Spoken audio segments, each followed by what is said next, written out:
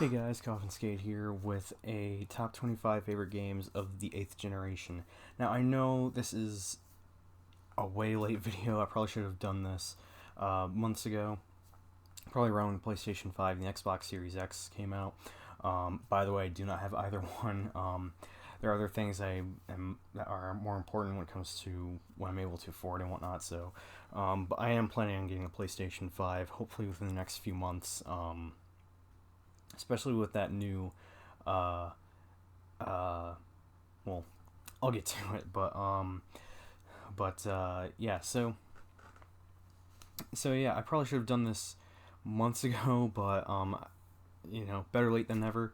And yeah, so last gen, I didn't get to play everything that came out during last gen, but I but there are just a ton of games I think are really fucking good that deserve uh, some sort of mention, or just some games that I really want to talk about that I think are absolutely worth checking out. So yeah, now I only have a couple rules for this list. First off, no remasters, ports, re-releases of any kind. Um, uh, and also one game per franchise. So, um, but yeah, so I'm going to start with some honorable mentions because I do have quite a few. I'm actually going to go through these fairly quickly. So, starting off with this game I actually got kind of recently. I'm going to talk about this game in a game collection update. That is Zelda Breath of the Wild. I finally picked it up for the Switch, and I've been really enjoying this. I'm not too terribly far into it. I'm a couple hours into it. I don't want to devote all my time right now to an open world game because I just got done playing a stupid long game, and I kind of want to break from games that will take that I will end up putting like tons of hours into.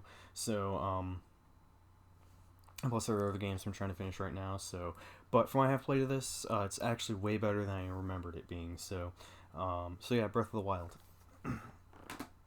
Okay, I'm actually going to throw in two games from the series that I think are worth mentioning. It is Call of Duty Modern Warfare 2019 and Call of Duty World War II. I actually loved Call of Duty World War II as a whole, but the reason why I'm bringing up Modern Warfare 2019 as well is as not so great the multiplayer is. I do think the multiplayer is very hit or miss, and Spec Ops I just thought was complete trash in general. The campaign in this game was fucking amazing. Like, I would actually recommend this specifically for the campaign. Multiplayer, not so much if you're looking for an arcade shooter or more of an arcade feel from Call of Duty. Personally, I would recommend Call of Duty World War II. However, some of the other ones that came out last gen, I think would probably strike a chord much better than this one. But yeah, as for the campaign though, I would highly recommend this for the campaign. I definitely would not recommend getting this for full price though, but if you can find it for like 10 $15, it's actually worth checking out for the campaign alone. So, but yeah, as for Call of Duty World War II, this game I actually loved as a whole. Like the campaign, I started to enjoy like once I got the second half, and then the multiplayer I personally thought was a lot of fun, and zombies is a blast as usual. So yeah, Dragon Ball Fighters. This game, even if you're not a fan of Dragon Ball, I'd highly recommend this. This game is a lot of fun. If you like Marvel vs. Capcom, you will love this. Death Stranding. Yes, this is an honorable mention for me. I'm not too terribly far into this. I'm only like 10 hours in, but when I played of it, I actually really like this game when I played of it. I do want to play more of this.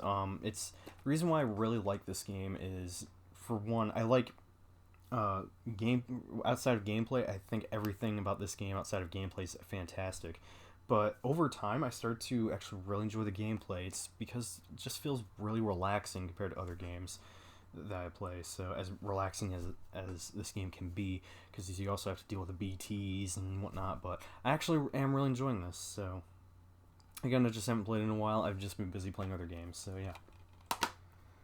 Mortal Kombat 11. This game is a really awesome fighting game. It's more Mortal Kombat. If you like Mortal Kombat, this is worth checking out. I really need to finish the main story in it though. Middle Earth: Shadow of Mordor Game of the Year edition. I don't know why I mentioned that it's the Game of the Year edition, but anyways, yeah, Middle Earth: Shadow of Mordor. This game I never finished this one either. I got like 20 hours in. But if you like Assassin's Creed and Lord of the Rings, this is really worth checking out. The Nemesis system in this game is fucking badass. The Witcher 3 Wild Hunt. Please don't murder me for this one, but I've actually not finished this game. I really want to though, because I loved what I've played of it. I don't know how many hours I've put into this game, because this game doesn't actually tell you how many hours, or doesn't even count how many hours you put into the game. But yeah, I really enjoyed what I've played of this so far, and yeah, it's an excellent open world RPG. White Day: A Labyrinth Named School. If you're not familiar with this is a remake of a Korean horror game that is infamous for being like the scariest game ever made. So I've not finished this game either. Most of the honorable mentions I'm bringing up are games I've not finished. But yeah, this game was a lot of fun. Is really good. Absolutely terrifying. I played it once with headphones, and I decided not to do that again. Yeah, it's really good. Absolutely terrifying. I'd highly recommend this if you've not played it yet. Again, never finished it, because the AI, the janitor in that game, which is like the nemesis like enemy in this game, his AI gets fucking ridiculous. So yeah. Titanfall 2. This game was almost on my list, but I ended up knocking it off and replaced it with another FPS. But I really enjoyed Titanfall 2. I thought the single player campaign in this game was amazing, and the multiplayer was actually a blast. So it's not my most played multiplayer game, but I did play this quite a bit, and I had a lot of fun playing this. And last physical game I have to show here, Uncharted 4: A Thief's End. This game is actually my personal favorite Uncharted. I thought the story in this game was absolutely amazing, and I really enjoyed the gameplay. I thought gameplay-wise has the best gameplay in the series. So yeah, I absolutely love Uncharted 4. Oh wait, I do have a few more honorable mention, or a few more physical games. Grand Blue Fantasy Versus. I just have not played this nearly as much as I should. It is a really solid fighting game that I can't recommend enough. And thank you, Xseed, for bringing this game out. Ni no Kuni 2: Revenant Kingdom. I loved this game. I didn't like it nearly as much as the first Ni no Kuni. However, this is still really good. It's a game that, if you like the Tales series, I'd actually highly recommend this if you like the Tales games. And now, last physical game is Life is Strange Before the Storm. This is personally my favorite entry in the Life is Strange series. I found this game to be the most enjoyable. I enjoyed the story in this game a little bit more, or I thought the story in this game was more enjoyable than the story of the first game. I felt like your decisions in this game had more of an impact. So yeah, really enjoyed Life is Strange Before the Storm. Okay, I do have a handful of digital games I want to mention here. First off, Trackmania Turbo. Awesome racing game. Ended up playing it, ended up really loving this game. Job Simulator, really funny VR game that I can't recommend enough. Octodad Deadliest Catch, really funny indie game. Highly recommend it. Star Wars Battlefront 2. This game is actually amazing. If you like classic Battlefront with specifically Conquest, and you like how they blended in, like, you know, the actual players, and they also had bots in it, check out Battlefront 2 from EA. This game in particular, if you play Supremacy mode, it's basically classic Battlefront and then some. So highly recommend Battlefront 2. Until Dawn: Rush of Blood, one of my favorite VR games. It's really short. You can beat it in a couple of hours, but it's basically an on-rail shooter, literally on rails, because you're actually in a train cart shooting. It's like a horror, like one of those horror rides at like a carnival of some kind, but turned into an on-rail shooter. And it's actually a lot of fun. Super Mario Party, huge step in the right direction for Mario Party. Mario Party has just not been good in the past couple of years prior to Super Mario Party coming out. But, you know, then Super Mario Party came out, and it's actually a huge step up from the last couple entries. So, absolutely love this game. I've put a solid 50 hours to this game. It's so much fun. Not, I wasn't not by myself, by the way. I've played this a lot with my siblings, and we love this game. So, and then Mario Kart 8. Um, Again, this game so much fun. Arguably the best Mario Kart. If you have a Switch, get Mario Kart 8 Deluxe. It is so much better. I can't recommend it for $60 though, because it's the same game as the Wii U game, but with new stuff, and all the DLC is on the cartridge. So I would say wait for it to go on sale because $60. I really hate how Nintendo will charge $60 for a re-release, but it is worth checking out. Hatsune Miku Project Diva Feature Tone. Now this game, it is it is a port of an arcade game, but we never received this game until it came out, until the PS4 release in 2017. So yeah, I say it counts here. Yeah, absolutely really fun game. Um, I struggle playing this game on extreme difficulty, but it's really fun. So Outlast 2, I actually enjoyed Outlast 2 more than the first one. It wasn't. I didn't really come to this conclusion until I played the second one for a second time. No pun intended. And yeah, I really enjoyed Outlast 2. I actually thought it was a really solid. I thought it was a really good horror game. Pac-Man Championship Edition 2. This game was so much fun. So addicting. Yeah, really awesome spin on Pac-Man. Drunken Bar Fight.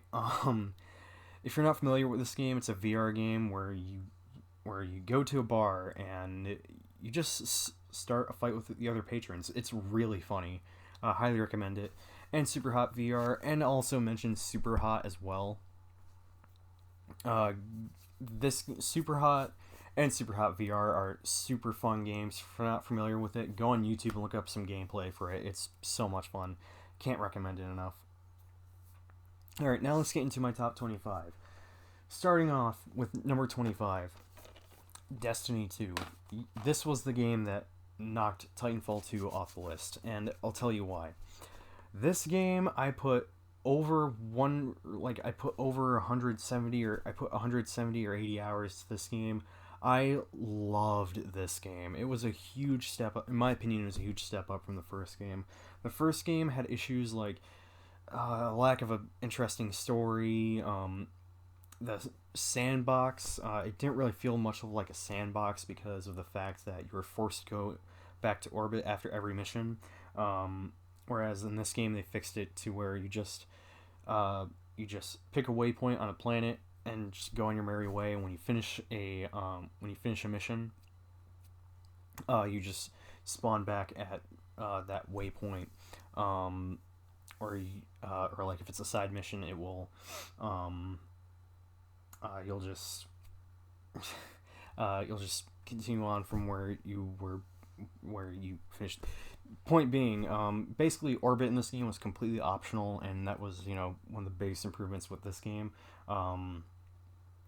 As for gameplay, yes, it did feel more the same, but I don't know what it was this time around. I just found it to be super addicting, and yeah, I love this game. There's still a ton of stuff in this game I still have yet to do.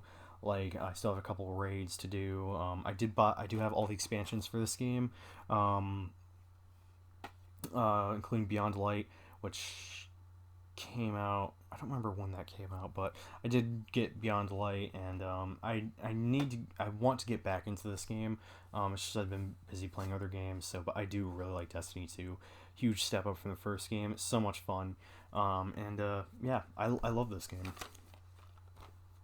Okay, coming in at number 24 is Until Dawn. Now, I did say no, or I did say one game per franchise. However, Until Dawn Rush of Blood could have been considered its own game. Like, it could have been released as a brand new IP.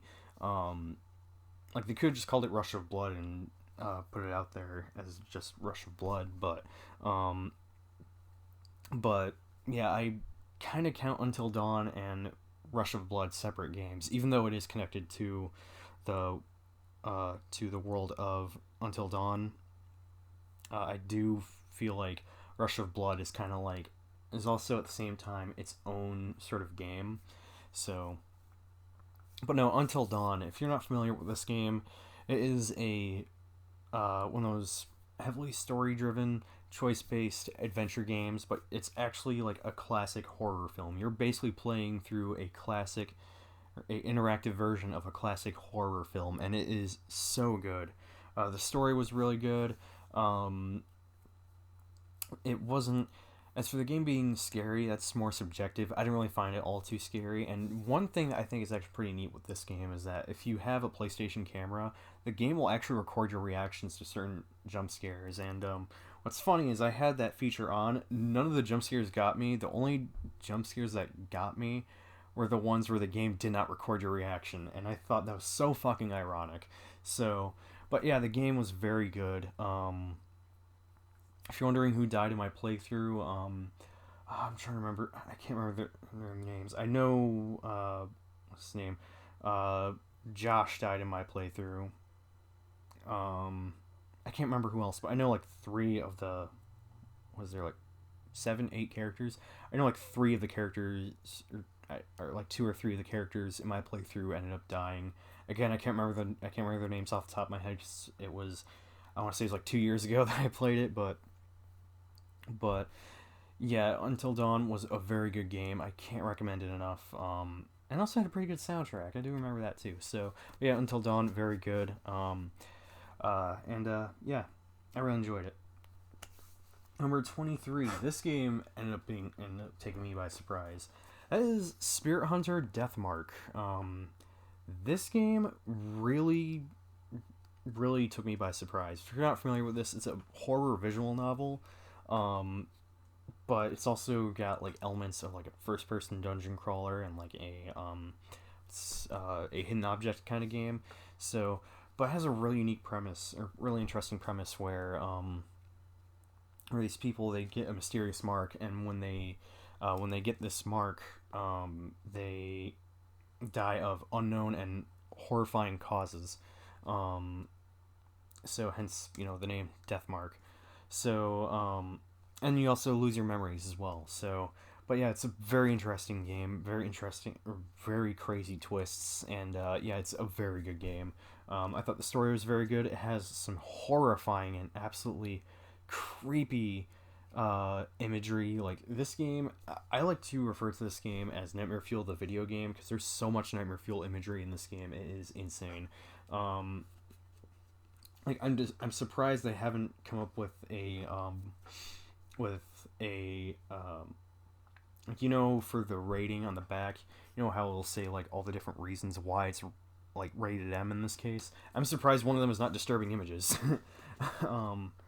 But I mean, then again, blood and gore and suggestive themes, I guess all the reasons just basically cover that. But point being, yeah, it has some very disturbing and nightmare fuel imagery in this game. Some of the environments are fucking creepy, and yeah, it's a very good game. If you've not played this yet, I actually highly recommend this. So, and by the way, I've not played Spirit Hunter NG. I've heard it looks really good. I really want to play it. I just haven't bit the bullet on it yet. Okay, coming in at number 22 is actually not a physical game, or not a game I have physically. I do want the physical copy for this game though, and that is Untitled Goose Game. Now, this game came out originally on the Switch and PC. I ended up buying it on the PS4, and if you don't know what this game is, it is I'm not sure what you'd call it. I guess you'd call it like some sort of puzzle game. I don't know what exactly you would call it, where you play as a goose, and the whole idea is to be an absolute asshole to all the humans in this town. It's so funny, and something that I never thought I'd enjoy this much. So one of the only faults I would say is that the game is really short. You can be in like a couple of hours, but it is super funny. Like the stuff you can do in this game and get away with is so funny. For instance, in the first level is like this garden level, and one of the things you have to actually get into the garden itself, because it's locked by a gate. You have to turn on the hose and then you bring that causes the farmer to actually go out of the garden, to turn off the hose, and then you can waltz right in, and then you can just, make his day a bit of a living hell, and move plants, take his keys, and and you take his keys and then run off with them, go into this little pond area. So then he'll be forced to go walk into the pond. Sometimes he won't even walk in if it's too far away. But yeah, you can grab his keys and then and then drop them off somewhere to where he can't get them, and then close the gate so that he can't get back in. It's and then also in like one of the later levels is like you can traverse between two or the backyards of two different people. And one of the things you can do is bring in something from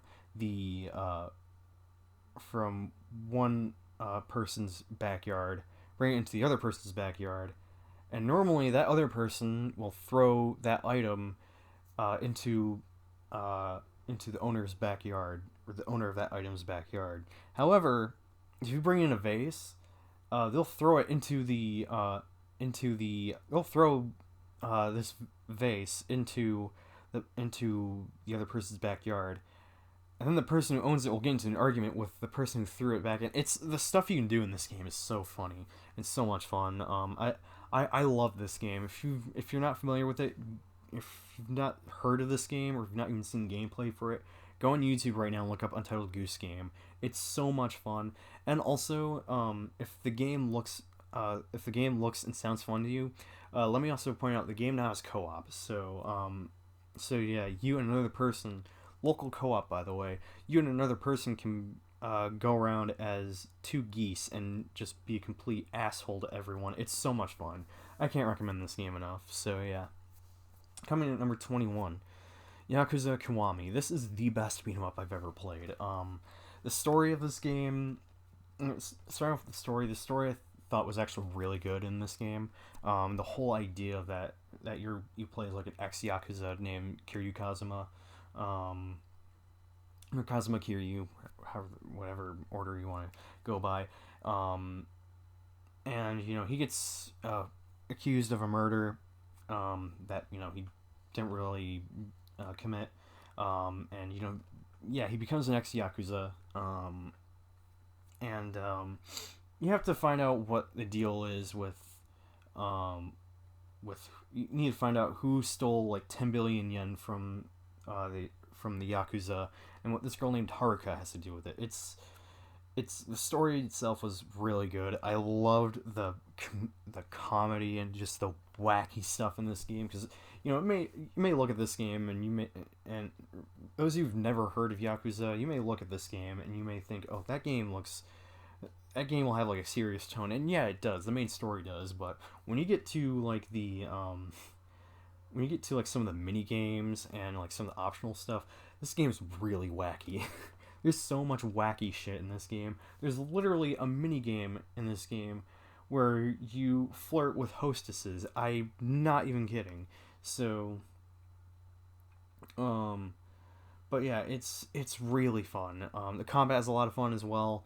I like some of the RPG elements they put into this game. The soundtrack in this game is hype as fuck.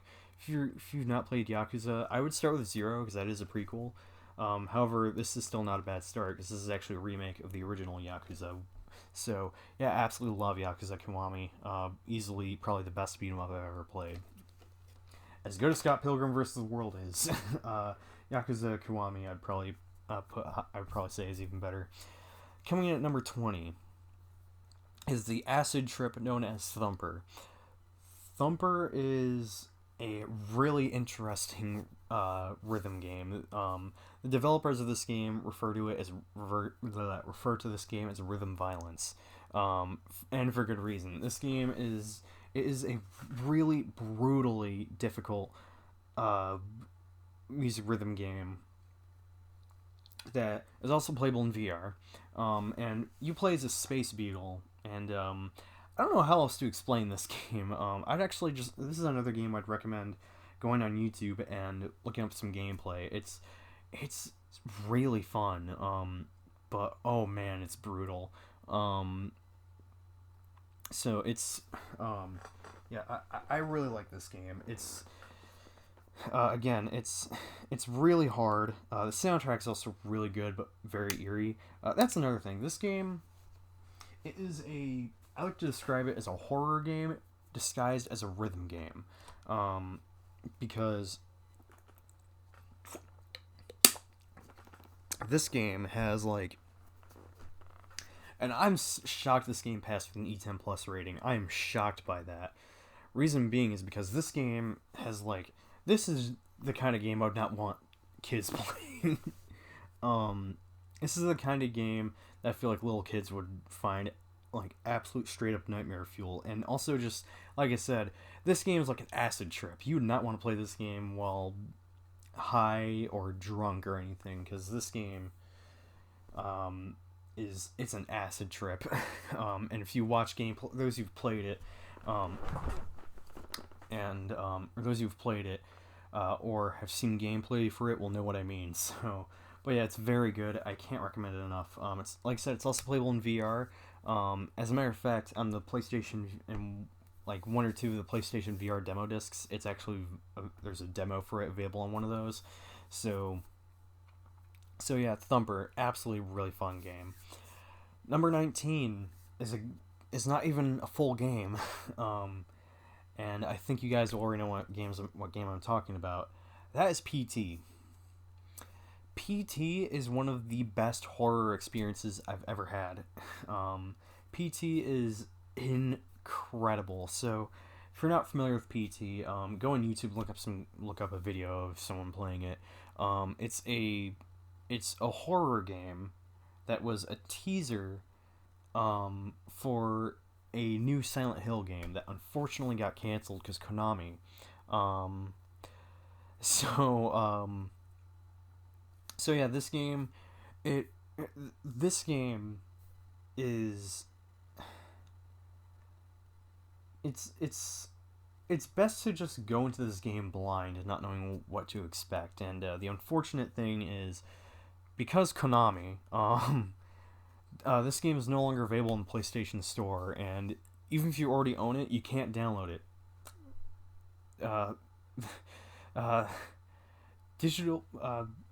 Digital gaming, everyone. But yeah, so if you don't have this game downloaded on your PlayStation 4, you're shit out of luck. Luckily, I was able to snag this game off the PlayStation Store before they took it off there. And I was able to find a way to download it. So if you have PT and you never got a chance to play it, if you have it in your games library, there are tutorials online on how to re-download it. So last time I downloaded it, though, it was a little finicky, but hey, I was able to re-download it. I had to re-download it again because I was doing some hard drives. I was swapping stuff between hard drives when something my PS3 hard drive fucked up. Yeah.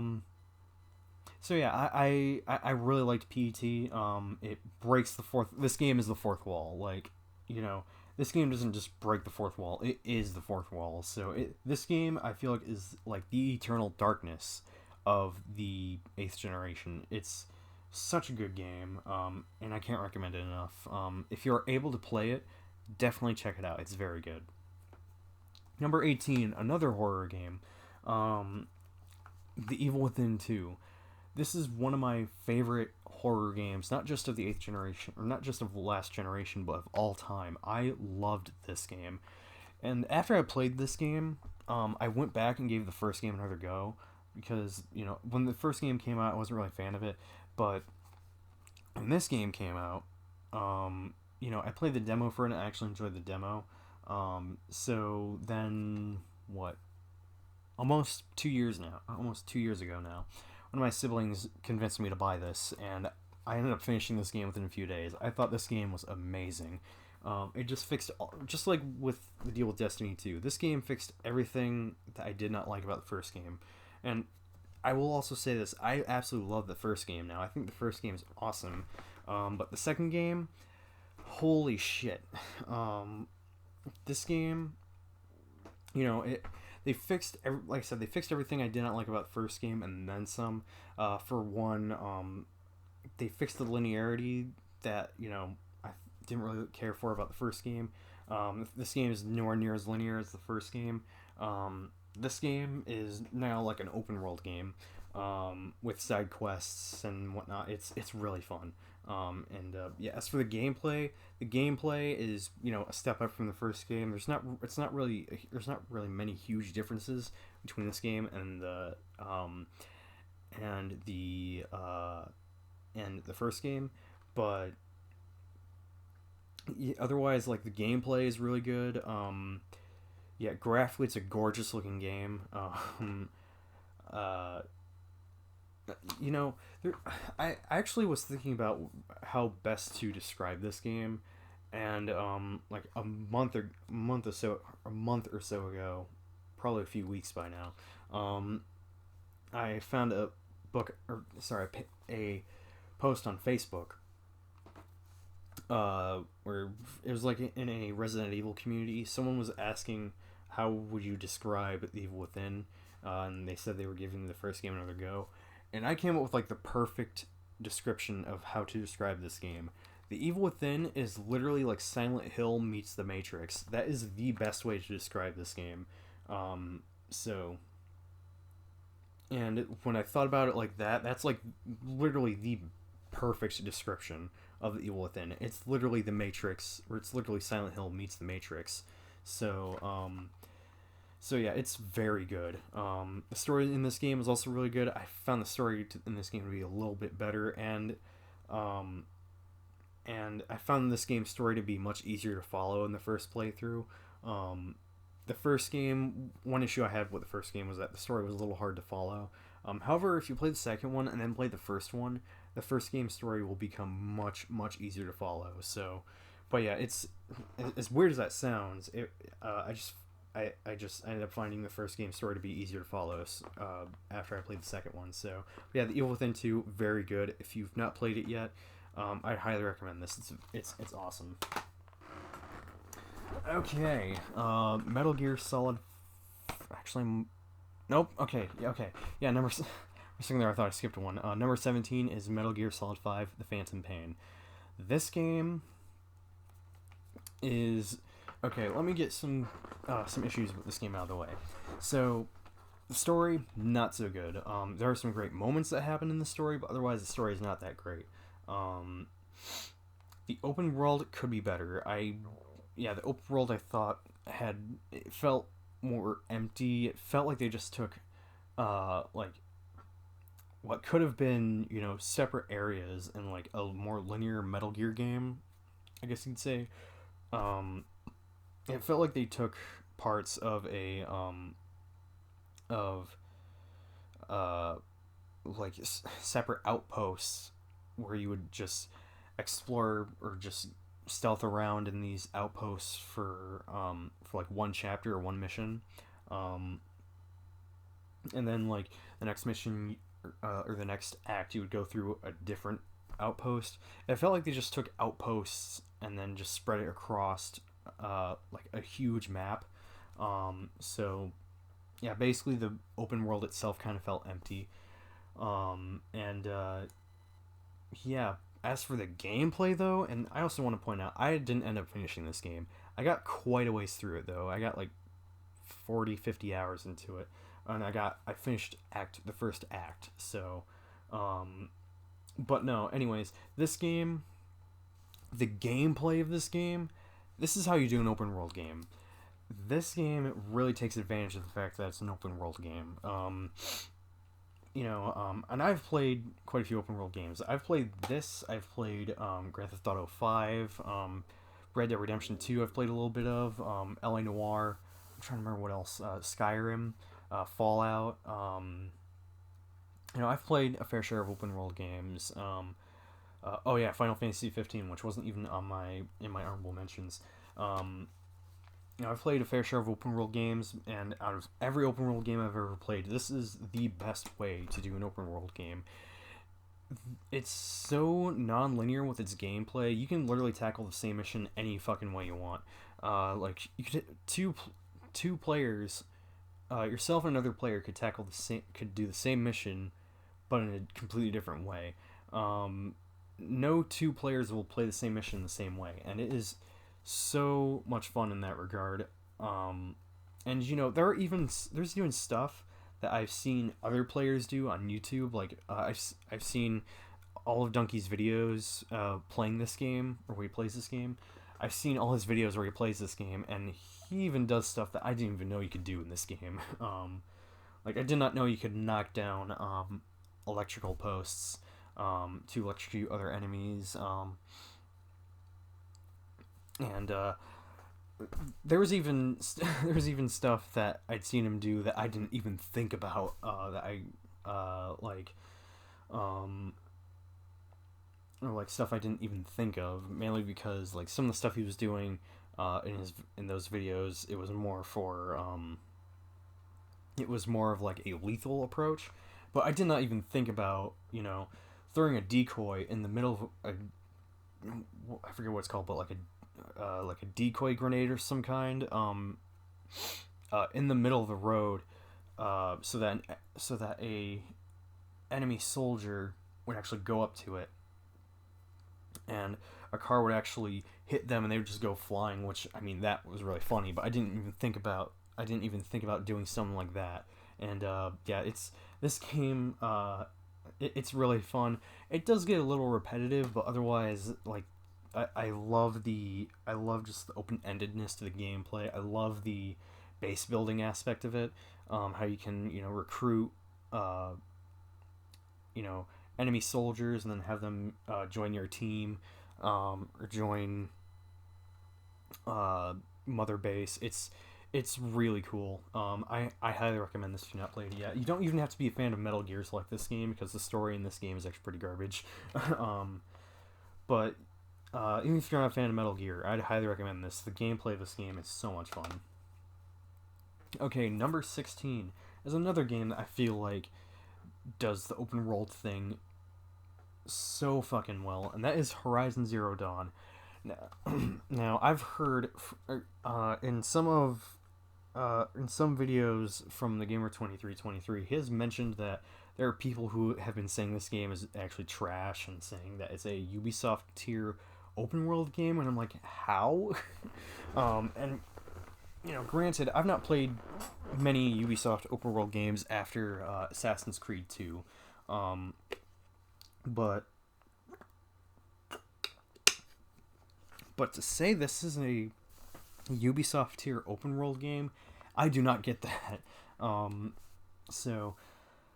But all right. So yeah, so starting off, the story, fantastic. I thought they really did a really good job with the story in this game. I loved the characters as well. I liked the combat is so much fun in this game. I like how every machine you had to tackle in different ways. The soundtrack in this game is really good as well. I really like the soundtrack for Horizon Zero Dawn. Like the music that plays during the montage where it's showing Aloy, and her while she's training, and like all those years of training, that song that plays during that montage, probably the best track in the game in my personal opinion. But yeah, I really enjoyed this game. Yeah, I really liked the soundtrack of this game. I thought the story was really interesting. And yeah, the gameplay, fucking phenomenal. Yeah, if you just have not played Horizon Zero Dawn, I know this game has just gotten some hate that I don't get. This game is very good. Also, as for the gameplay, again, just like with Metal Gear Solid 5: Phantom Pain, they're like bandit camps in this game, that are like the outposts from Metal Gear Solid 5. Yeah, that's more specifically what I'm talking about. That's how you do an open world game. You can tackle those any way you want, and it's so much fun. So, but yeah, it's a really fun game. I like the crafting system in this, and I ended up enjoying this so much. I ended up platinuming it as well. So, yeah, really good game and huge step up with Guerrilla Games because I've just not been able to get into the Killzone series. So this is a huge step up in my personal opinion. And yeah, Horizon Zero Dawn, very good game, and one of my favorite PS4 exclusives. Even though it's also available on PC, but point being, um, yeah. Coming in at number 15, and trust you guys have to trust me on this one. This game, this is one of the best puzzle game I've played during the eighth generation. You have to trust me on this one. Number 15 is Tetris Effect. Holy crap! It, like you have to get this game. Even if you're not a fan of Tetris, you have to play this game. This game is the best version of Tetris, as good as Tetris 99 is. This game is so fucking good. So gameplay, yeah, it's basically Tetris, but it's like a really reactive version of Tetris in the fact that all your actions when you're playing the game actually affect the music, or actually like you know each level kind of gives this sort of unique backdrop with its own sort of music that, and one of the best things about this game is the soundtrack. The soundtrack in this game is very good. um I love the soundtrack of this game. This is the kind of soundtrack I would listen to on like long car rides. Like it's so good. So there's not really much of a story to it unless there's just some themes I'm not getting. But yeah, it gives this sort of sense of zen with like the music, the gameplay. I'm telling you, like to give you an idea how much I liked this game. When I finished the game and the credits rolled, the journey mode, by the way, that's specifically what I'm talking about. When I finished this game, I ended up shedding tears. As weird as that sounds for a Tetris game, that's how amazed I was by this game. I adored this game, and I played through this game. I mostly played through this game in VR, and I'm telling you, if you have a PlayStation VR and a really good pair of headphones, you need to play this. It is fantastic, so much fun. And yeah, the just being able to zone out in this game, no pun intended, because there's also a mechanic in this game called zone. Just being able to pop this game in, pop on my VR headset with a good with my really good Corsair headphones, and just zone out.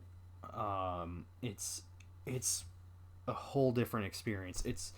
I'm telling you, if you've not played Tetris Effect, even if you're not a fan of Tetris, you gotta play this game. It is so good. Absolutely love Tetris Effect. Okay, coming in at number 14, Dark Souls 3. Now, I'm a huge Souls game fan. I love the Souls series. And this game in particular, this is actually my favorite Souls game. I know others prefer Dark Souls 1, absolutely fair. But at the same time, I don't really understand that. Dark Souls 1 to me feels outdated. So not just from a mechanic design, but it's also like I feel like it's dated in terms of like the level design and whatnot. It and Yeah. So as for Dark Souls 3, this game, it's the gameplay. It has the same pacing of another Soulsborne game. I'm not gonna spoil what it is because it's on my list, but it has the same pace. It has a similar pacing to my favorite Soulsborne game. The gameplay, the gameplay is very good in this game. I love the boss fights. Some of the best boss fights in the series. The soundtrack is very good. I love the environments. Graphically, it's a great looking game. And yeah, Dark Souls 3, it's very good. I also love some of the new lore stuff, and the story was very good. Yeah, I love Dark Souls 3. I still get to sit down and actually tackle the DLC, though. I really should do that, but yeah, absolutely love Dark Souls 3. It's so much fun. it's still quite difficult. Because those of you who've played the Souls games or have at least heard of these games, you'll know these games can be absolutely brutal, and this game is no slouch either. So yeah, Dark Souls 3, highly recommend this if you've not played it yet. It's very good. It's my personal favorite Souls game. And no, I've not played Demon Souls Remake, so I don't have anything to say on that game. Okay, numbers 13 and 12 are fighting games. Both of these games are like my favorite fighting games of the 8th generation, or of last gen, and the best fighting games I've played in years. These games are so good. However, I decided to be fair here and put them in separate spots, but I put them right next to each other. So so number 13 then is Tekken 7. I loved this game. Now, at the time when this came out, I had not played a Tekken game in so long. And so, I got this game back in, was it 2017? No, sorry, not 2017. Early 2019 was when I got this game. I rented it in 2017, and I thought it was so much fun. I hadn't played a Tekken game in so long at the time, well, actually, no, I take that back. I did play Tekken Tag Tournament 2 a little bit, like months before, because they gave that away for free to everyone who had Xbox Live Gold on Xbox. But this game was just, it was, at that time I hadn't really thought about getting back into fighting games or really starting to get into fighting games. But I rented it. I thought it was really fun, and then and then there was another fighting game that came out in 2018 that got me interested in the genre. But I'll get to that later. But yeah, this game was wow. Gameplay, it's awesome. I liked the main story with the whole conflict between what's his name, Heihachi and Kazuya. The gameplay, the gameplay is fast and fluid. I love the combat. I love the gameplay of this game. The soundtrack in this game is very good. I love the DLC characters. And it's also just a great looking game. I love Tekken 7. It's so much fun. It's debatable what my favorite Tekken game is. When it comes to a content standpoint, I'd say Tekken 5. But when it comes to a gameplay standpoint, I'd probably say Tekken 7. So yeah, the only problem I have with this is that it lacks modes or game modes from prior Tekken games. Like, it does not have team battle, survival, time attack, and also the arcade mode in this game is kind of weak. But otherwise, yeah, I really liked this game. It's so much fun. Easily, this and the next game on my list are the best fighting games I've played last generation. Okay, coming in at number 12, Soul Calibur 6. This game is, when this game was announced at the Game Awards back in 2017, I lost my shit, because I did not think we would see a new Soul Calibur, because I think Soul Calibur 5 didn't really sell all too well, if I'm correct. But when this game was announced, I lost it. And I got so excited. I ended up pre-ordering this like a month or two before it came out, and I will never forget the day this game came out. I remember this was a day that, I'll admit, I stayed home from school that day. I didn't go to school that day because I was so excited to get this game. Turns out it ended up being a waste of time because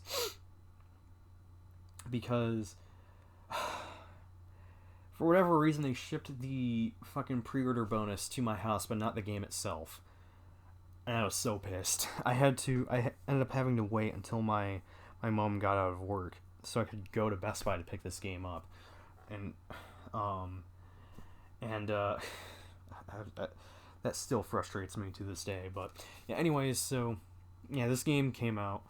I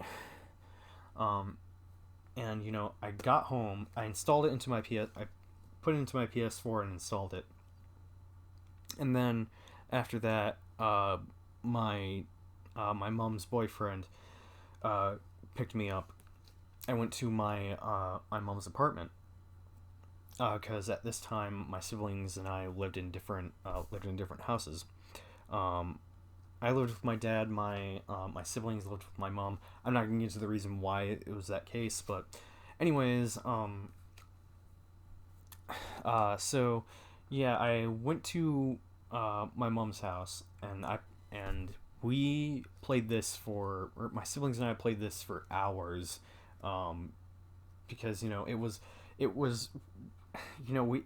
had been so long since we had played a Soul Calibur game, and to see that Soul Calibur 6 came out, I myself was really excited. My One of my siblings was really excited, and because me and them we played Soul Calibur 3 religiously, so to have a new Soul Calibur really made us so happy. And so yeah, I brought this to my mom's apartment. My siblings and we played this game for hours. We were having so much fun playing this, and yeah, I love Soul Calibur 6. The gameplay was awesome. It's fast and fluid. It's like on par with Soul Calibur 2's gameplay.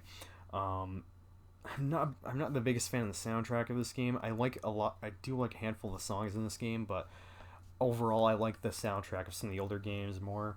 The uh, the online I thought was really good. Like after the beta for this game was terrible. Like I was only getting to 4 matches, but they fixed the matchmaking by the time the game came out. And needless to say, when the game came out, I don't mean to brag, but I was pretty good with Geralt. So I don't play this game nearly as much as I used to, I really want to get back to this, and I want to get better at fighting games, because after Soul Calibur 6 came out, I got into a huge fighting game kick, and now like I have like a shit ton of fighting games downloaded on my PS4.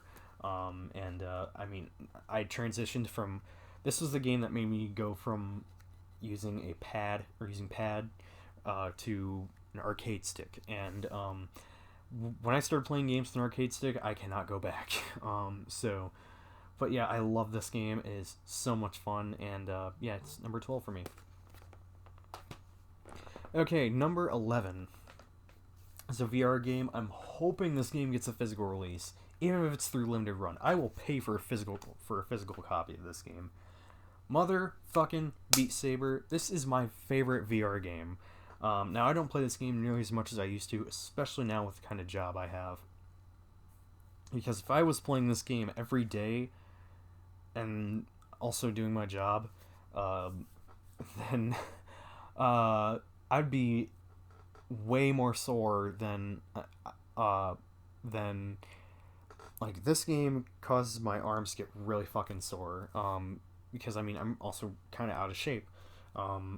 The job I have though is kind of getting me back in shape. But anyways, this game really kills my arms, and it's it just if I played this game and then also went to my job, with the job I have, this game I would have no arms after. So, but because I work a stocking job, I stock shelves, so and I have to do a lot of heavy lifting and whatnot. So, but point being, I would have no arms if I played this game religiously and then also had this job. So, but anyways, yeah, Beat Saber is. Oh my god, I love this game. If you're not familiar with it, it's a VR game that's like Guitar Hero, but with lightsabers, and you slice the notes instead. You cut the notes with these lightsabers. It's oh my god, it's the music in this game that they have, the DLC. I mean, I don't really care for K-pop. I feel like that Panic at the Disco pack was very lacking, but even but even despite how I feel about K-pop, I still bought that BTS pack. And then the Panic at the Disco pack I did end up buying. I just didn't. I wasn't. I didn't end up buying it right away because, you know, I felt like it was lacking, like, their Panic at the Disco's most popular songs, or some of the best songs from Panic at the Disco. But oh my gosh, I love this game. When I first got it, and when I got my Move controllers, I played this game so goddamn much. Yeah, it's super fun. I ended up platinuming this game as well, and it's so much fun. I would say if you have a, I recommend getting this on PC if you have a PC powerful enough to do VR stuff because of the mods. Otherwise, if you have a PlayStation VR, then yeah, it's still really worth checking out. But yeah, it's a really fun game. It's really, it's quite the workout as well. And yeah, I like the music in this game. It's so much fun, and the DLC they've put out for this game is so good. You know, they have a Green Day pack, which literally the way they announced that was awesome. You know, for those of you who watched the Game Awards from back in 2019, you know, Green Day actually performed there, and they played 2 songs. The second song they played, I forget, I think it was called Father of All. They played that, but on the screen in the back, they played, or it was showing footage of that song being played on Beat Saber, and that was how they announced a Green Day pack for Beat Saber, and I was like, yo, that's how you announce a new music pack for Beat Saber. That's how you do it. That's just how you announce a new music pack for any game, honestly. But yeah, oh my god, Beat Saber, so much fun. And yeah, if you have not played it, it's awesome. I highly recommend it. Coming in at number 10 is my favorite first-person shooter of the 8th generation. And it's also getting a next-gen upgrade. I don't know when that's supposed to be coming out, but my favorite first-person shooter of the 8th generation is Doom Eternal. And I also want to mention Doom 2016 and Doom VFR as well, because those are also very good. But Doom Eternal... Now, one thing I will say is Doom 2016 has a slightly better soundtrack. Otherwise, Doom Eternal is just Doom 2016 on steroids. And Doom 2016 was like classic Doom on steroids. So this is Doom 2016 on steroids. Yeah, the gameplay of this game, also the story in this game is actually really good. I actually really enjoyed the story of this game. It was more narrative based than Doom 2016, but the cutscenes weren't like dramatically long. They weren't like fucking like 30 minutes long. This game actually had, you know, cutscenes that were entertaining, and actually were interesting. It was, you know, they really nailed it with the story of this game, and like I said, the gameplay is awesome, the soundtrack kicks ass, the Ancient Gods DLC they put out for this game is very good, and yeah, I love Doom Eternal. It's, you know, I like some of the new balancing stuff. I like the new movement options where you can dash, and there's like climbing here and there, and the platforming is also really improved in this game. I know some people just did not really care for the platforming in this, and I'm like, yo, it's way better than Doom 2016's platforming. It's also I also like the boss fights in this game.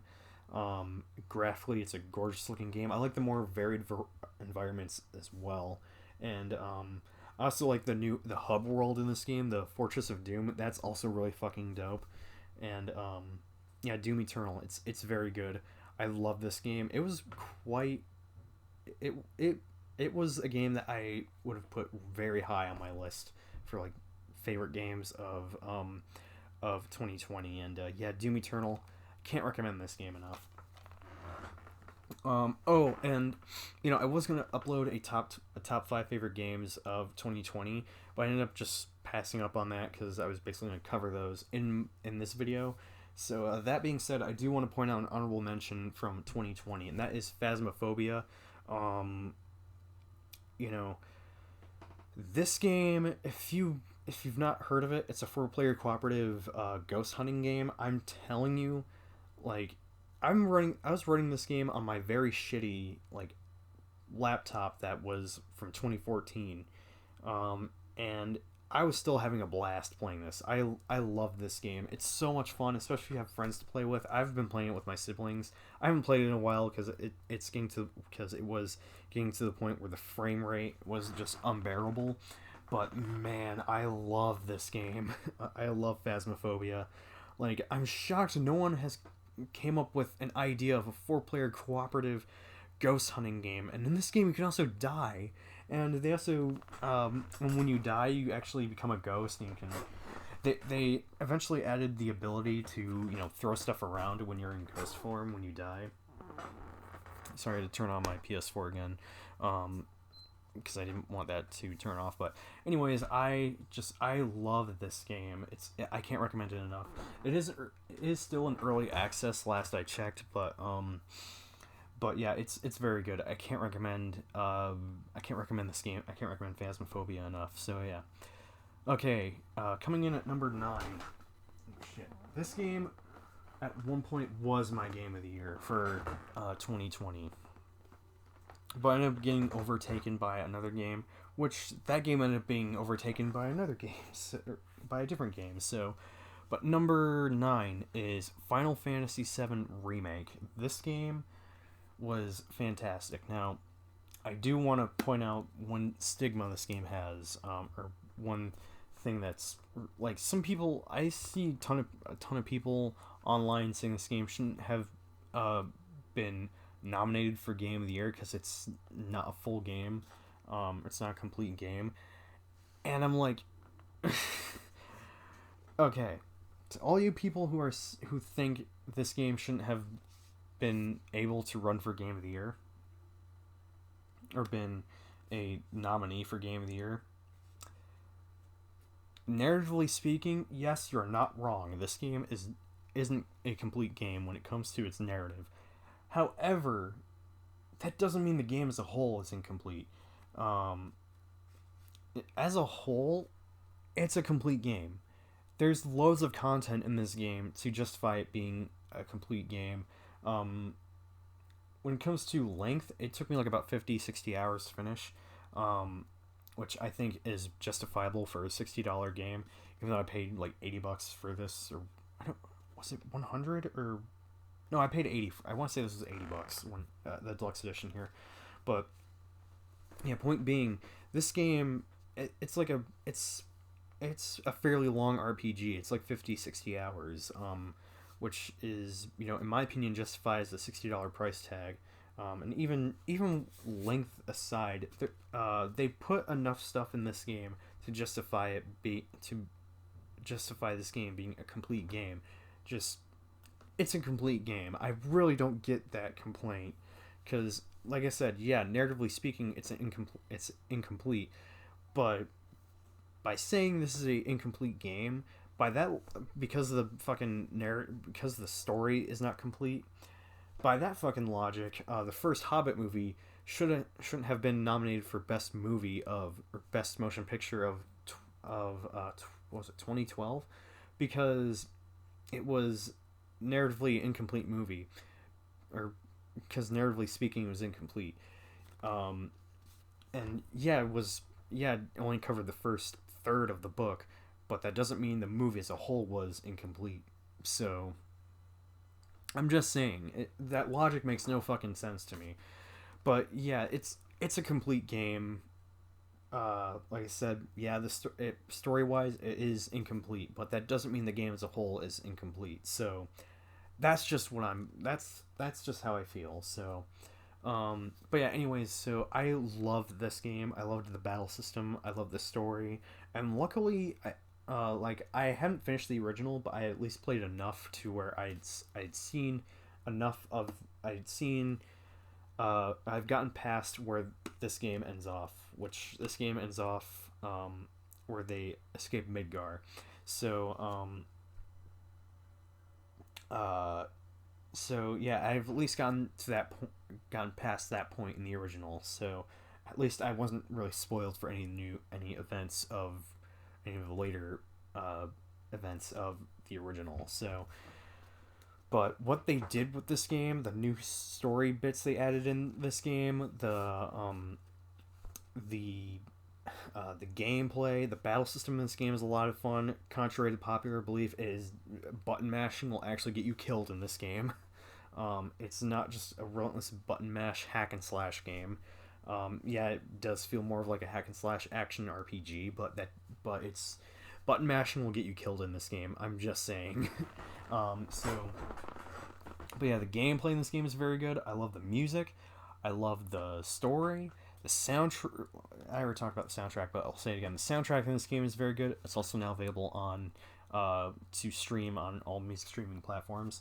Yeah, it's very good. I love this game. Again, this is very close to being my game of the year, or this was my game of the year at one point, but again, it was overtaken by another game, so which is actually next on my list. So, but yeah, absolutely love Final Fantasy VII Remake. If you've not played it yet, it is amazing. I'd actually, if you have a PlayStation 5, wait for the next gen upgrade. And I do also want to point out, for those of you who are unaware, the game is on PlayStation Plus right now as well. But I want to point out that version that's included with PlayStation Plus, and I think it's fucking absolutely fucking stupid. It's like this. The version on the PlayStation that you get for free through PlayStation Plus is not upgradable to the PS5 version. I think that's fucking bullshit. Because it's the same game. It's the same game as the one you can just buy right now in the PlayStation Store. It's the same game, but for whatever reason, they're all like, no, you have to, like, you can't upgrade this version to the PS5 version. Just absolutely fucking bullshit. That's a video into itself, but point being, it's very stupid. So, but yeah, so I'm gonna have to get a PlayStation 5 before the next gen upgrade comes out as well, because apparently, from my understanding, the new Yuffie episode is exclusive to the PS5 version, which I think is kind of BS as well. But what can you do? So beggars can't be choosers. So number 8. Again, this game has a physical copy. I want to see about getting the physical copy for this.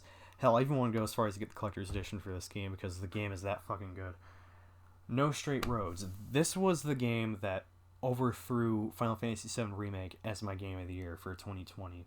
This game is amazing.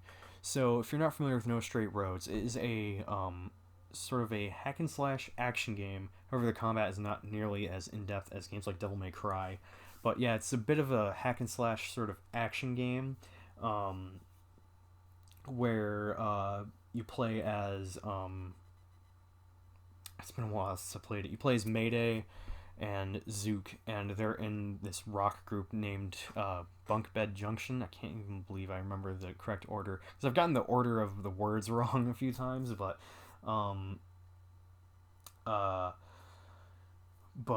yeah, so yeah, they're this rock group named Bunk Bed Junction, and they're basically trying to, overthrow this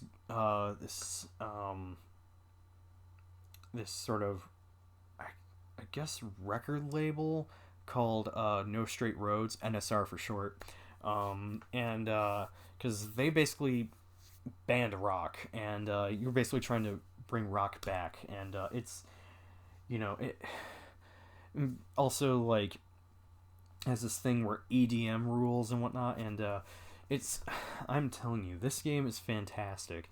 It's a lot of fun. So yeah, the gameplay is very good. The story is actually pretty good as well. Nothing that I would say is on par with like some other games out there, but the story is really good for what it is. The gameplay, while simple, is a lot of fun. The boss fights, holy crap, the boss fights in this game are so creative. The 10-10 fight, and also each boss fight is like themed around a different subgenre of EDM.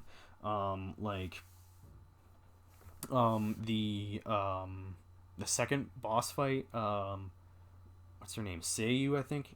I think that's her name. She's like supposed to be like a Vocaloid. So, and those of you who know like Vocaloid music, I kind of brought it up earlier. I brought up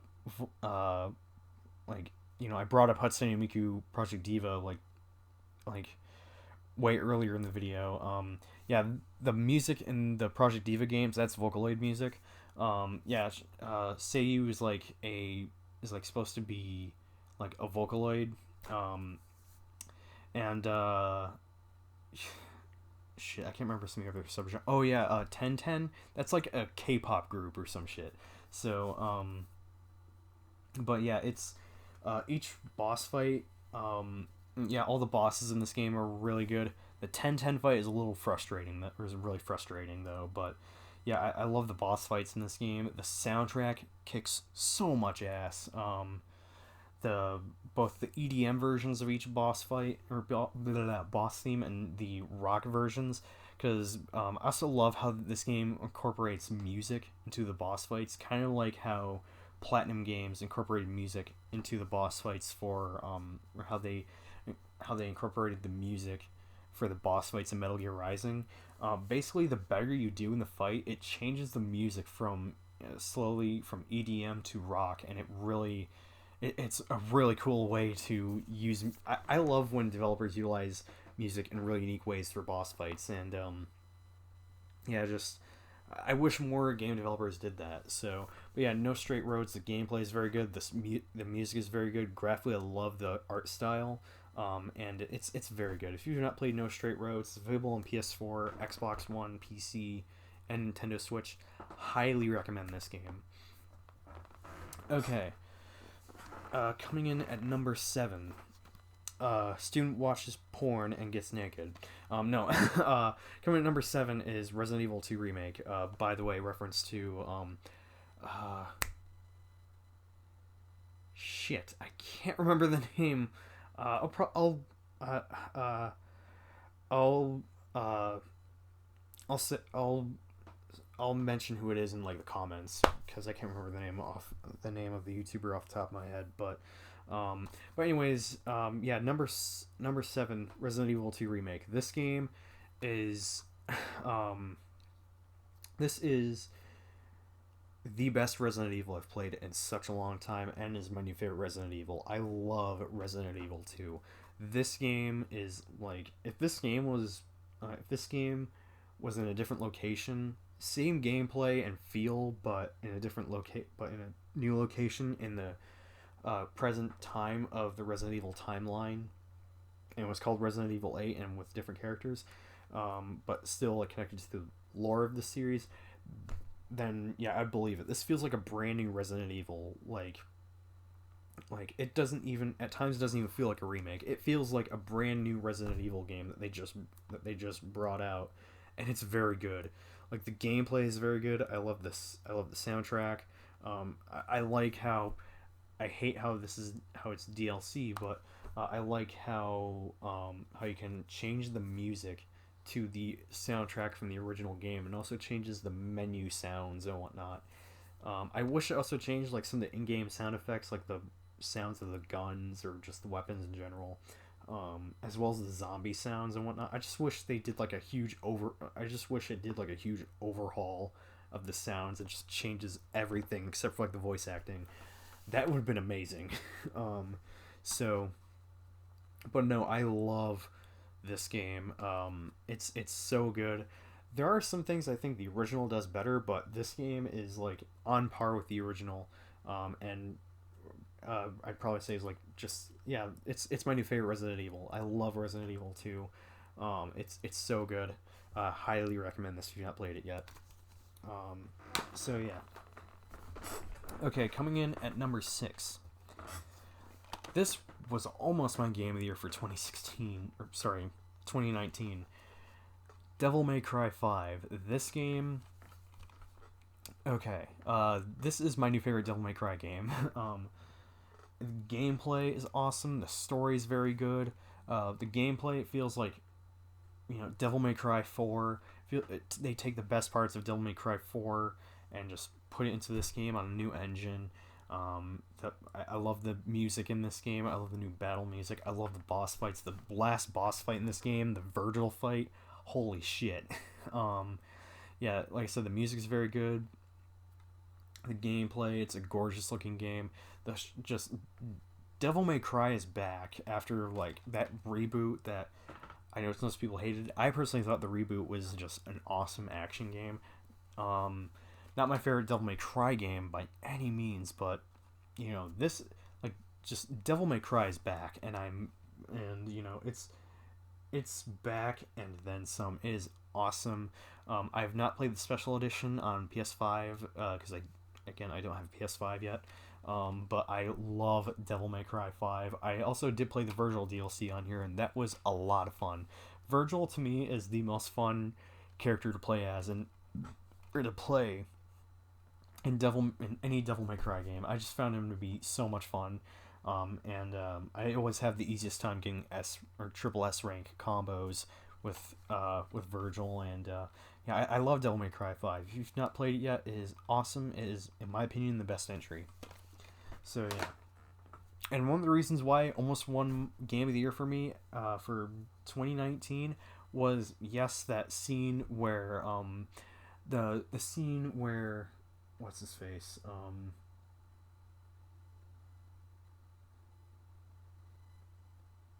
shit, I can't remember his name. Dante.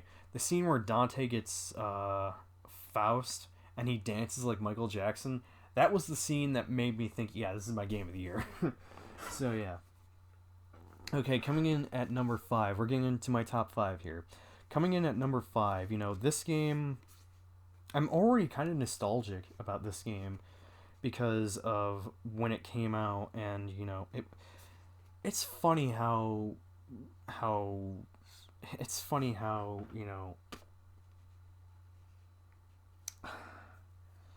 it was just, when this game came out, that was like just a magical time, and just things just fell in the right place, and at the time I was kind of frustrated as well, but at the same time, like, I look back on it with nostalgia, and so number 5 for me is Kingdom Hearts 3. This was my pick for 2019, my favorite game of 2019. So let me get into the good things about this game. The gameplay, especially after the update they released with the Remind DLC, the update that adds new abilities, and by the way, the Remind DLC is also fucking amazing. But the update that adds new abilities or new combo modifiers, just made this game so much fucking fun to play. The gameplay is amazing. I like the story, even though it does feel kind of rushed by the end, but the story is very good. Music, fantastic. It's a gorgeous looking game. It's a lot of fun. I like some of the mini games in this as well. The music, very good. I like the gummy ship stuff in this game. It is even better compared to Kingdom Hearts 2, even though I kind of still have a bit of a soft spot for Kingdom Hearts 2's gummy ship missions and gummy ship stuff. It's this game also really got me emotional. The last couple hours of the game really hit me with the feels. It's such a good game in my opinion, and I can see why some people weren't really a fan of this game, and I think part of it is because they showed so goddamn much of this game in the trailers and whatnot. I feel like they shouldn't have showed as much as they did with the trailers in this game, and it's especially that final battle trailer. Like, I feel like they showed way too much. But point being, yeah, this game is amazing. I love Kingdom Hearts 3, and why I feel nostalgic over this game already is, this game, like I said, it's funny how well things can just come together, or just timing of some things, and how it can, so when this game came out, it came out on a day I would have had to go to school, but actually, no, if I remember correctly, this game was coming out on a day where I didn't have to go to school. It was supposed to, but I was supposed to not have to go to school that day. But it came out literally the week before exams, for my last exams, and this was like during my last semester of high school, because I had to go back to high school for like a year, or not a year, one semester, because uh, one semester, or one marking period, I got hit hard with a horrible with I got horribly sick, and that really fucked up my grades. Like I ended up missing like 3 or 4 weeks of school. That's how sick I was. So, needless to say, it caused my grades to tank, and ended up having to go back to school for another semester. And the way the school, because I was going to community high school at the time. Um, the way they had it set up was you actually get credits after every marking period. The year after, that was like the last year they did that, though. Like 2017 to 2018, that was like the last school year they did that, though, because then uh like uh the school district said they had to go by semester now, or they had to go by semester. So yeah, that's, last I checked, that's like the system they're going with now. So, but yeah, so yeah, because of that, I had to go back for not just a full one marking period. I had to go back for a full semester, and that was really frustrating. But and it really, it, I don't want to talk about it for too much longer, but uh, it really, I was not feeling, I was not happy when I was told that. So, but anyway, so I had to go back for another semester, and it was finals week, and I had like one week, or that was like my last week of school, like my last week of high school, um, and you know, so I had exams to do, and my last exam, we had a snow day, we had a day off because it snowed really badly, and so, and then I had Friday off, um, so yeah, that got pushed to Monday, and this game came out on a Monday, but then, uh, uh, so then basically I was basically finishing up high school, was being held hostage by fucking snow days. Um, so, uh, or yeah, my last day of high school was being held hostage by snow days. So, anyways, so what happened was, so yeah, I got that Thursday off, but then I got another snow day. The day this game came out, I ended up getting another snow day. So, um, so yeah, in other words, I got up early, and this was on my back porch. I did an unboxing of it as well. So if you want to see me unbox this, check out my channel. I have a full playlist of all my unboxings. So, but anyways, so yeah, I, I got up. I checked the back porch, and my package, or this was on the back porch. And so I brought it in, opened it up, did an unboxing for it, installed it, went to go get breakfast. And then I streamed a little bit of it on my Twitch channel, which I need to stream more on there. But yeah, so yeah, I was playing it, and I was having a grand old time. But then we got another snow day on Tuesday. So and then yet another day of school got called off, and basically I ended up getting to the point where that entire week of school was called off. So my final exam got pushed back by 6 days. So I was really frustrated, because I was like, damn, I just want to finish high school, but but Mother Nature is all like, no, you have to, no, just no.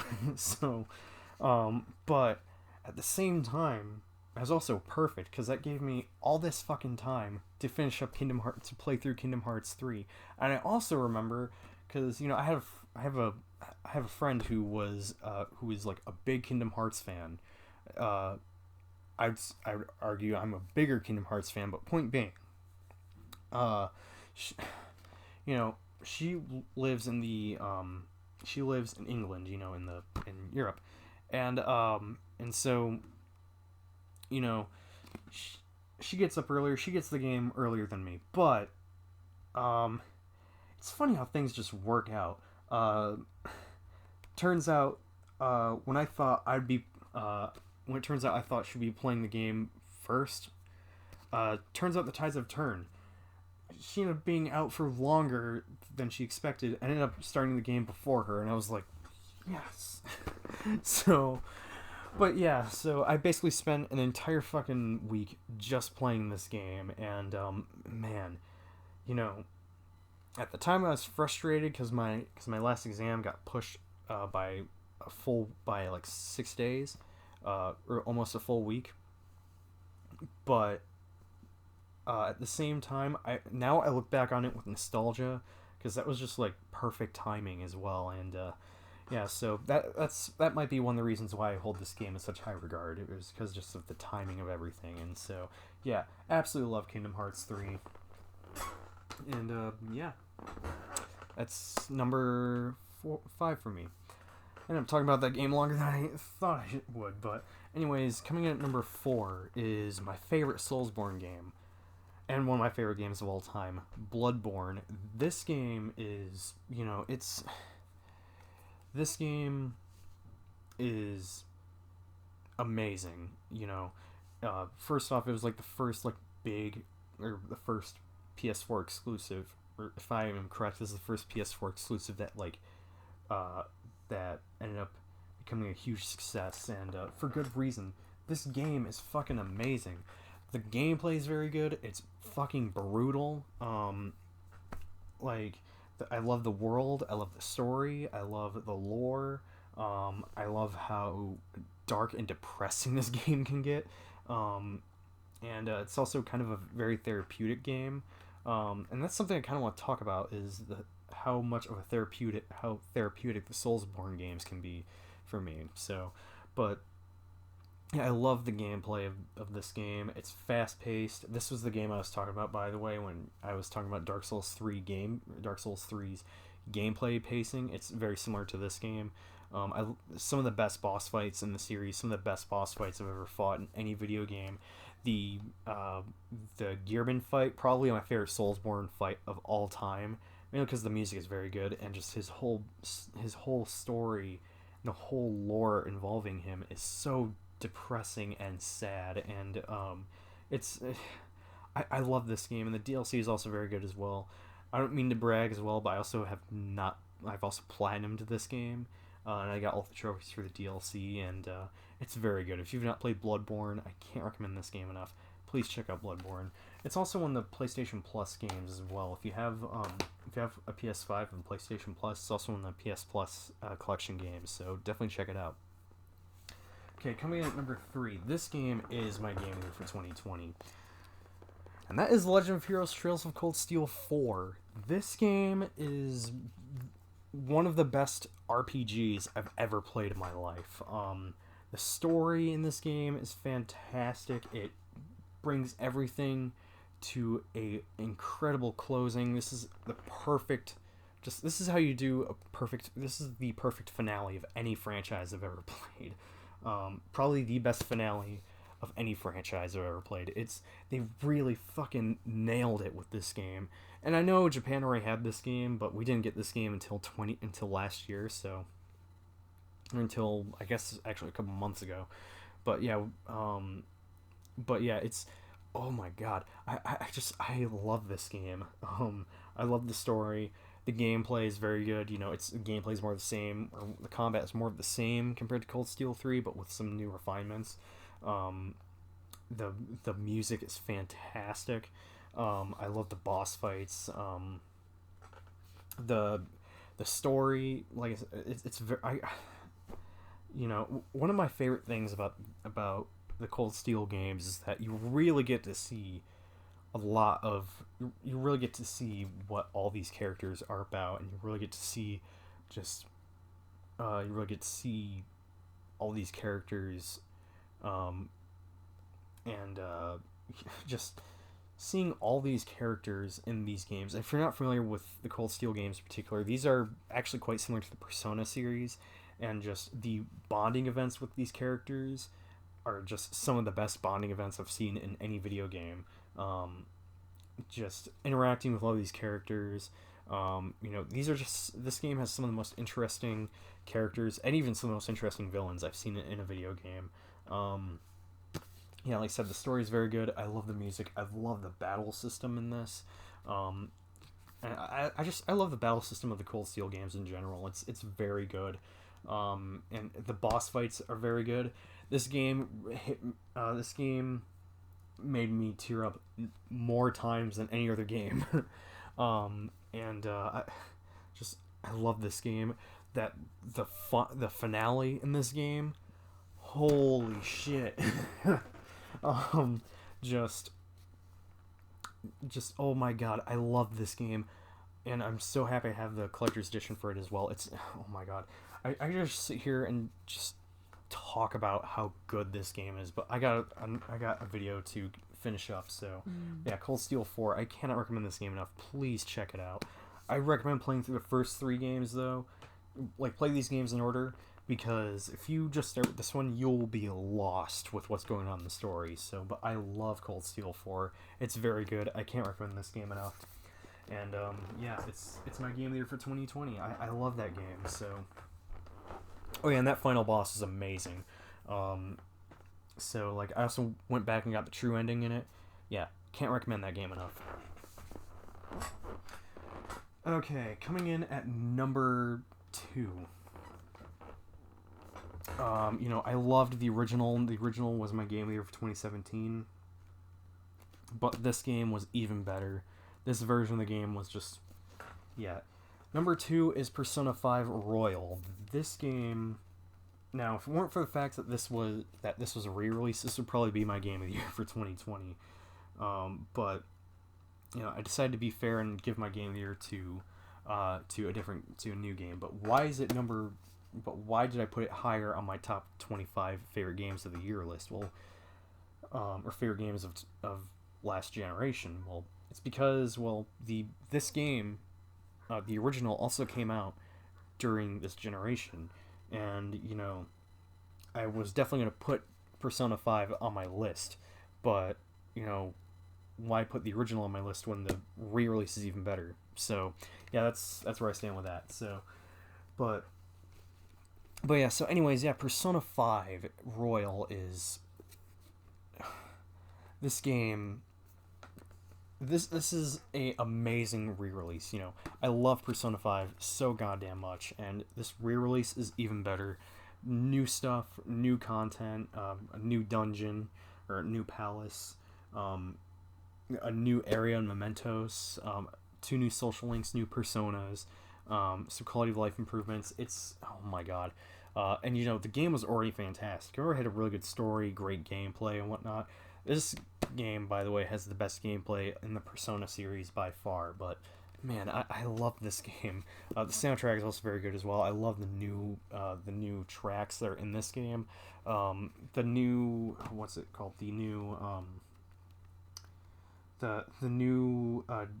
the music for the new palace, and the music that plays when you are taking the treasure of the palace ruler for the new palace. Holy crap, I forget the name of it, but the song's called I Believe, I think it's called.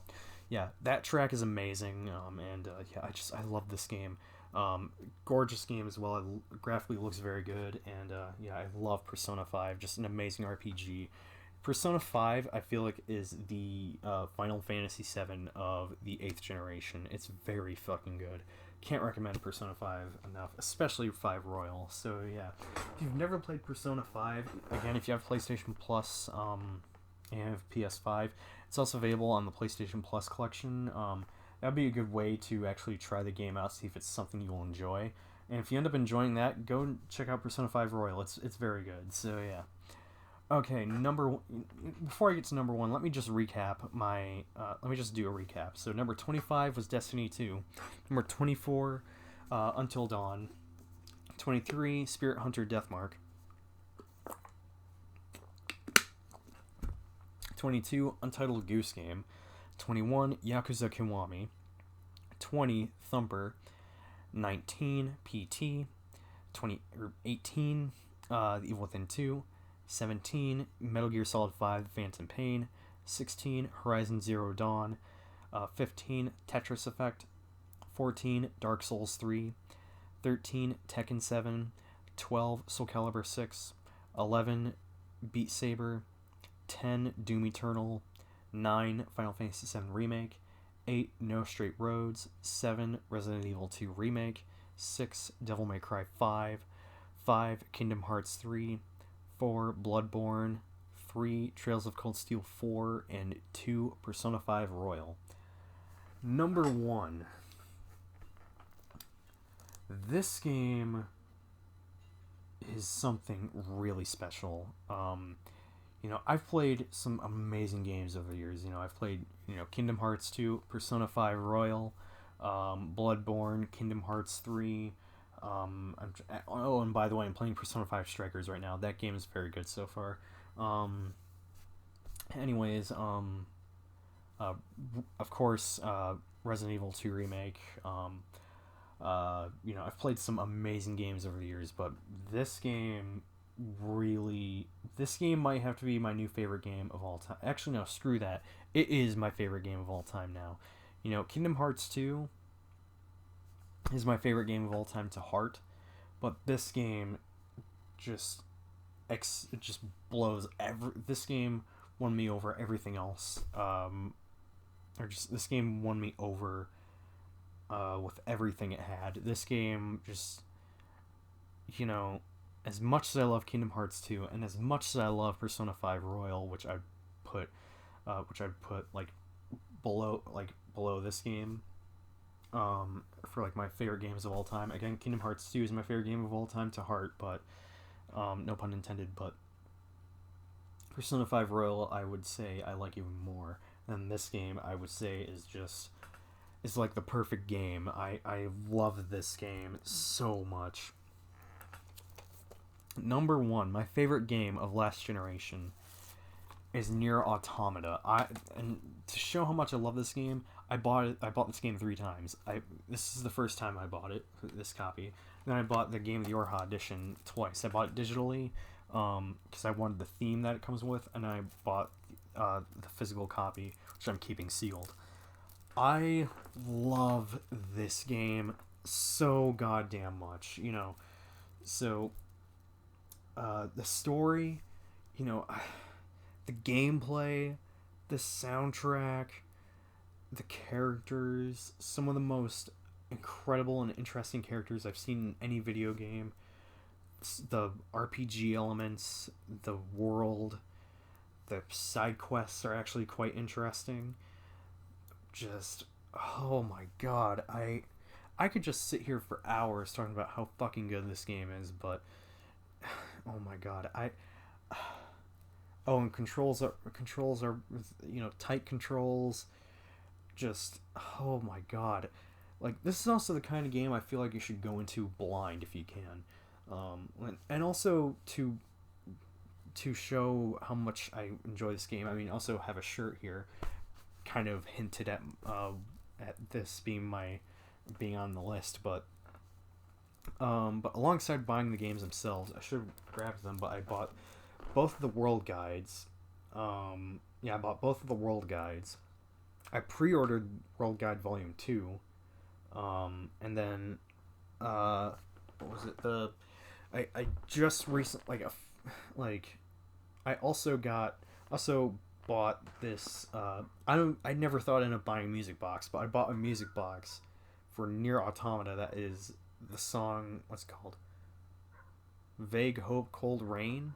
Something like that. I bought a music box that has that song on it. There was also one for Weight of the World, but that was sold out. But man, I adore this game. The story was, like I said, was very good. I love the way they told the story of this game. I love the fourth wall breaking shit. It's, oh my god, I can't recommend this game enough. It's dark and depressing. It's This, like, I just please play this if you've not played it yet. It is amazing. I cannot recommend this game enough. I bought a copy of this for my friend as well. I just remembered that. If you're watching this, you better be playing it. Unless you're waiting to get good internet access so you can download the DLC, then that I understand. But point being, just, oh my god, please, I implore you, if you've not played Nier Automata, this is your PSA to do so. Just play this game. It's fucking amazing. And yes, I will be getting Nier Replicant the Nier Replicant remaster when that comes out. I will be getting that. So yeah, Nier Automata, that is my favorite game of last gen and probably my favorite game of all time. So yeah, there you have it. That is my favorite. That's my top 25 favorite games of last generation. Yeah, and also my top 5, I guess, my game of the year for 2020. Well, yeah, yeah, last generation, in my opinion, probably the best generation we've had in a while, and really excited to see what next gen brings us, yeah, so yeah, there you have it. Let me know in the comment section below what your favorite games of last gen were, and yeah, thank you guys so much for watching. I'm CoffinSkate signing off, and have a great rest of your day. And here's to a great next gen.